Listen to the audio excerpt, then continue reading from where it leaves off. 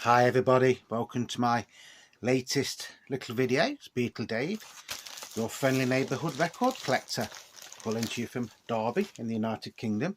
This is going to be the last part of our What's in the Bag, so I think this is part 4. I hope you've all been enjoying it. So I think we've only got 2 albums left in here. There's only 2 albums left in here, and then I'm going to give you some of my thoughts on the albums that I've played and things like that, like a little rundown. So the last 2 that we've got are, there's this one, David Bowie. What a lovely photo.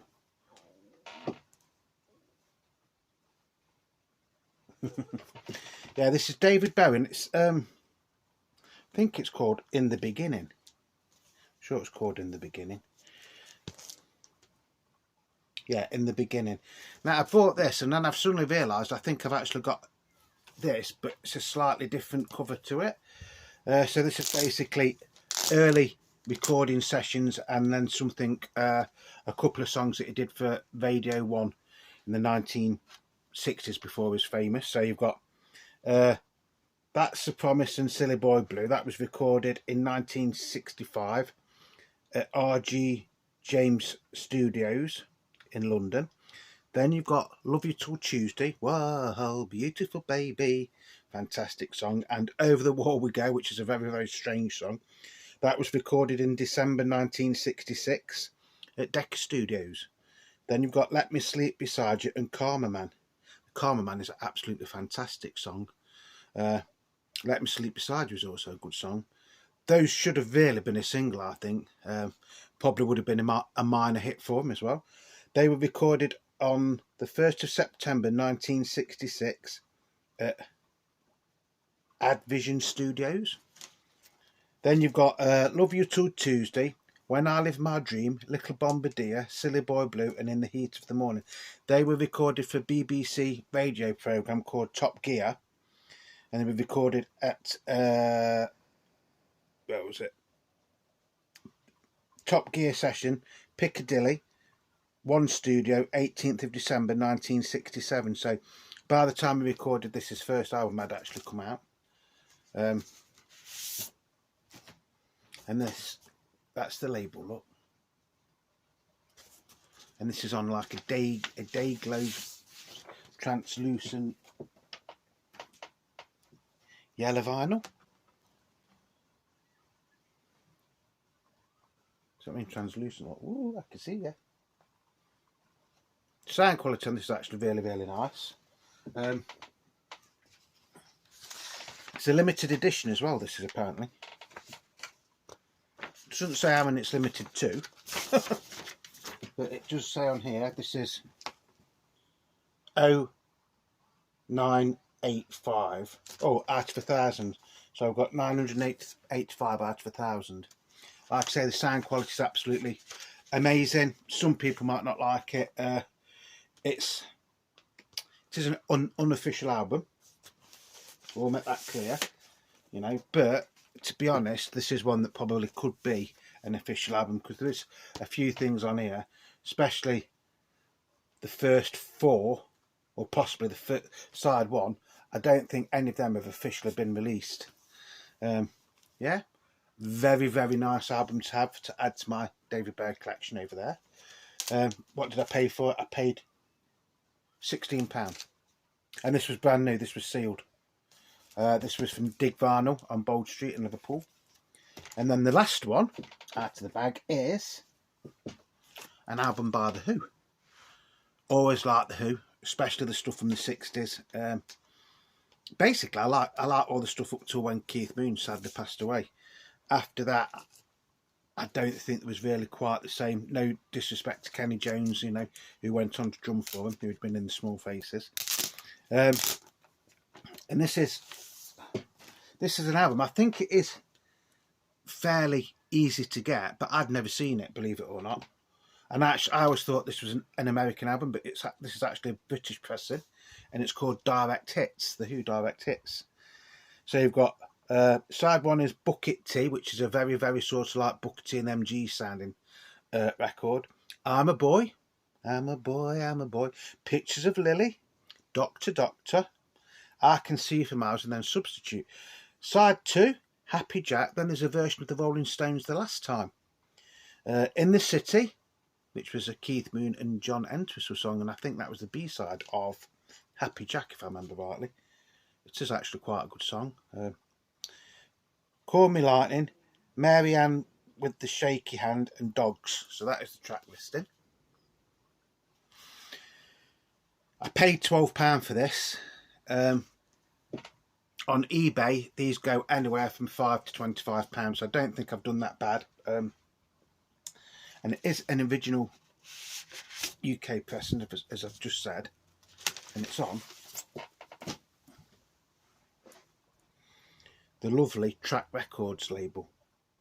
So I think in America you didn't get it on this, did you? Didn't you get it on MCA or something like that?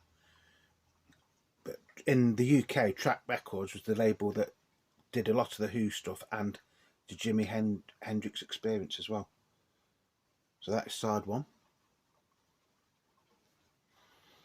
And then that is side 2. Lovely record. I mean, this hasn't had much play at all. Yes, it has been played, but I'd say that's been played a handful of times. Look how shiny that vinyl is. I don't think that was bad actually for £12. You try and get a copy of The Who on single, because it was released as a single apparently, singing the last time, and you'd be paying a stupid amount of money for it. So it's worth £12 just to get it on here, to be honest. But in all fairness, there's a couple of songs on there I'd never heard of. I'd never heard of Bucket Tea, and I'd never heard Doctor Doctor, and I'd never heard Mary Ann with the Shaky Hand. But I've played this and I really, really did enjoy it. I think this is, it is technically a compilation album, isn't it? But I do think it is one of the better, one of the better Who compilation albums. Like I say, £12. You can't go wrong for £12, can you? A quick update on a couple of the LPs I featured yesterday. I've now played this one, Iggy Pop the Idiot, and I'm happy to say I actually enjoyed it, and it has made me want to get a few more of his LPs. It's a sort of album where I think this could have been released as either David Bowie or David Bowie and Iggy Pop as like a joint album, because you can tell on some of the songs that Bowie is like doing the lead vocals with him. Some really, really high energy pop, some sort of like punky stuff on it as well. It is quite sort of like a punk record in a lot of places. Yeah, I really did enjoy this. So if you're watching Mike PC31 the Vinyl Policeman, you've got me into Iggy Pop now. I was a bit like that yesterday, wasn't I? But after hearing this, I am going to check out some of his other albums. I'll only buy them second hand. I won't bother buying brand new ones unless they are mega, mega cheap. But yeah, I was pleasantly surprised at how much I did enjoy this, to be honest. But when I put it on, I did put it on with an open mind. I'd got no preconceptions of what I was expecting to hear. But yeah, I really, really did enjoy this, and I'm just sorry that I've never had this album before in my collection, because it is an absolutely marvellous album. The other one was this one. I did play this as well. Now, I know this is an unofficial release. I've played it and the sound quality is absolutely amazing. You do get snippets of songs like Twist and Shout, Tell 'Em What You See, I'm Down, I've Just Seen a Face, Act Naturally, Yesterday, Dizzy Miss Lizzie and Help, but they do go on for like best part of 2 minutes each song does, and the quality is really, really good. This is a hell of a lot better than the Beatles Story that came out in America on Capitol in 1964, I think. If you ever see this, would I recommend you to get it? If you're Beatles fanatic like me, yeah. If you're a casual fan, maybe not, but to be honest, you can tell on here how excited the Beatles still are, even in 1965 touring. You know, John's in great spirits when he's talking about Shea Stadium. George is laughing and joking when he's on about guitars. Paul's in good form when he's on about how long he thinks the Beatles will go on. Yeah, it is actually quite a nice album to listen to, and you might even learn something. Never take the time to listen to what they're saying or what the interviewer, who was Brian Matthew, is asking them. It is quite an enjoyable album. Again, I did pay quite a bit for this. I can't remember if it's £20 or £25. I don't think it's worth £25, put like that, but it is a nice album to have. So out of all these that we got, which was all these, so this is everything we got in when we went to Liverpool last week, I would say the highlights for me are that one,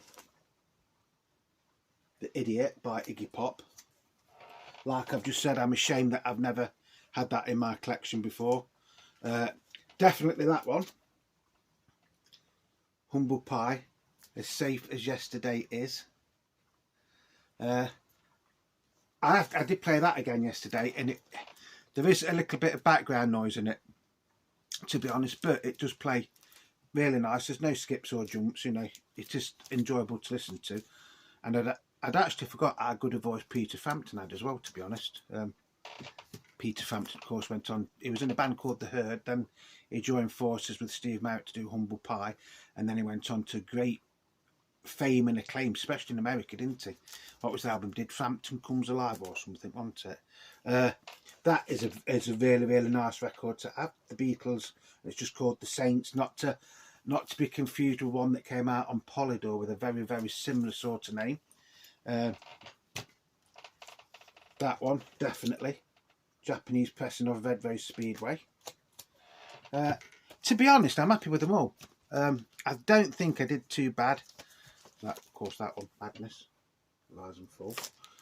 You know, there's nothing that I've got here that I think, or maybe I shouldn't have bought it, but like that. They are all lovely albums to listen to, and I've listened to every one of them now. Like I say, I'm a bit embarrassed to say that I do like that Iggy Pop one, and I'm ashamed that I've never had it in my collection. But now I'm probably going to go out and try and buy a lot of his albums. I don't know, maybe not. The Who one I'm quite happy with, David Bowie one.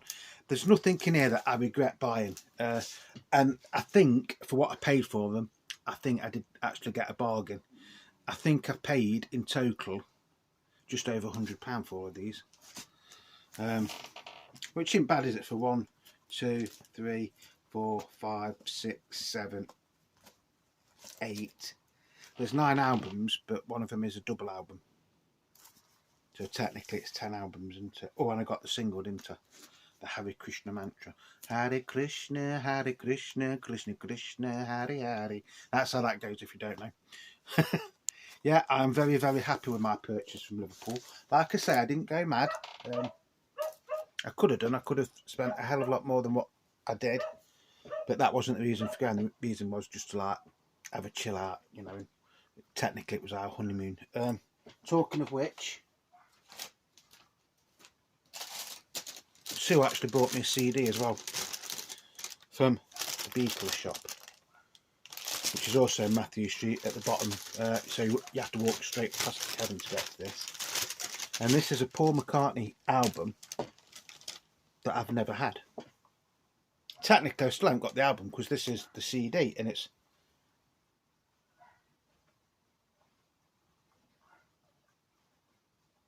Paul McCartney new. I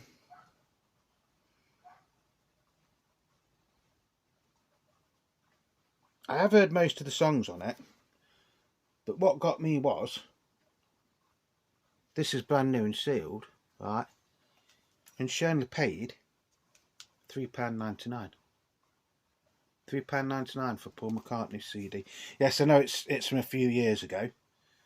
Because wasn't Queenie Eye and Early Days, weren't they released as singles, I think? So I am looking forward to playing that in a bit. So I hope you've enjoyed this little mini series, shall we say, of my little finds in Liverpool. I've never ever gone to Liverpool and come back and thought, what the hell did I buy that record for? I've come back sometimes and thought, well, I've spent so much money. Don't get me wrong. But this is no disrespect to the record shops that I go to when I'm at home. But sometimes it's actually cheaper to buy the records in Liverpool than what it is to buy them in Derby. Does that make sense? Although then you've got your travelling expenses and your accommodation and stuff. So, but yeah, I mean that one. Which one was it? That one. The Japanese pressing of Red Rose Speedway for £18.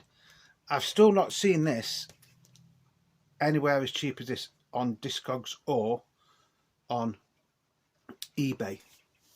Oh, by the way, that's just reminded me. I did have a bit of trouble with eBay, didn't I? They actually froze my account, but I don't know why. So I actually managed to get in touch with them, sorted it out, and so my account is active again now. So at least I can still buy things off eBay. I think they've actually got me confused with another seller or buyer whose like name was very, very similar to mine, because they said, but you owe us X amount of money. I goes, what for? Oh, you sold so and so and so. So I go, well, when was that? Well, a few weeks ago. I says, I haven't listed anything on eBay for over a year. So they just wiped it and goes, oh yeah, very sorry. So yeah, so you know, that has been sorted, but I think my trust of eBay has sort of like gone, excuse me, for the time being. But yeah, I'm very happy with what my purchase from Liverpool. We had a wonderful time, by the way. If you've never been to Liverpool, you know, I would just say, if you've never been but you want to go, just go. You will not regret it. Yeah, if you're going to stop at the Hard Day's Night Hotel and things like that and go on certain tours, you might get sort of like ripped off. The Hard Day's Night's not that bad. It's a hell of a lot of money to stay at the weekends there, but everywhere, every sort of like hotel in Liverpool, the prices go up at the weekend. That's why we used to go Monday to Friday. But yeah, it's a fantastic city, lovely people, lovely place. Even if you don't like the Beatles, there's a lot of museums and stuff there that are free to get in and things like that. The only thing I will advise you is, if you go and you're going down Matthew Street and you want to go to the Cavern, which technically isn't the Cavern, it's built on the site but slightly further up, but the original door is like further down. So part of the Cavern is still the Cavern, but the majority of it isn't, if that makes sense. It's sort of like a replica, and I think it's slightly further down than what the original Cavern was as well. The only thing is that used to be free to get in. So you could just go in, have a walk around and come out. Now they charge you £5 each to go in, and the drinks are quite expensive in there, but it's live entertainment. There's always somebody on with a guitar, they have bands on and things like that, so don't let that put you off, but just be aware that you do now have to pay to go in there, which is a shame, but I can understand why they did it, because last time we didn't go in this time, but you know, last time we went in, you know, there was nowhere for you to sit, and there's people, and all they're doing was walking around and taking photos and things like that, but not spending any money, not buying any drinks or anything like that. So I can sort of understand why they've done it, because they're business, aren't they? At the end of the day, they're business. Excuse me. Orange squash.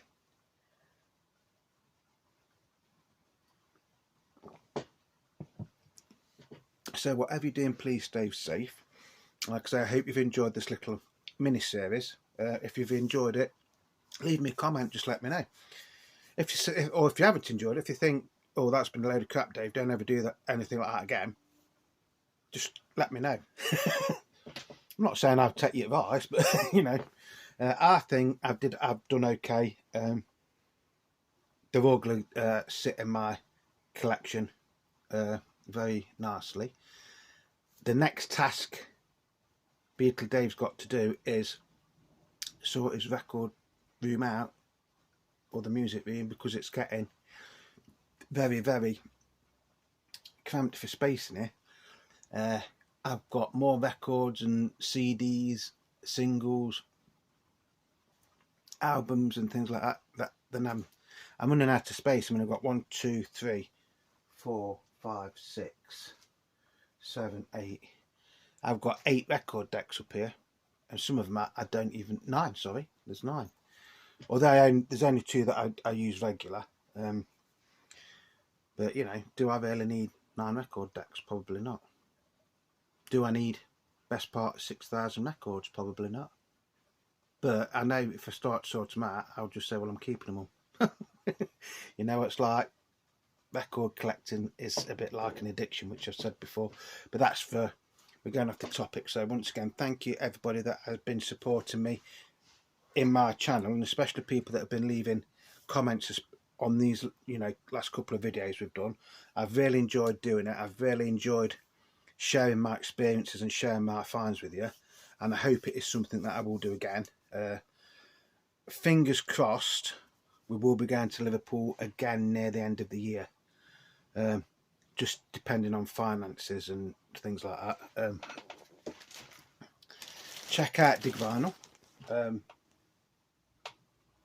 I'm not sure if these have got a website, but if you put in Dig Vinyl, Bold Street, Liverpool, they might come up with a website. It doesn't say anything on here, but they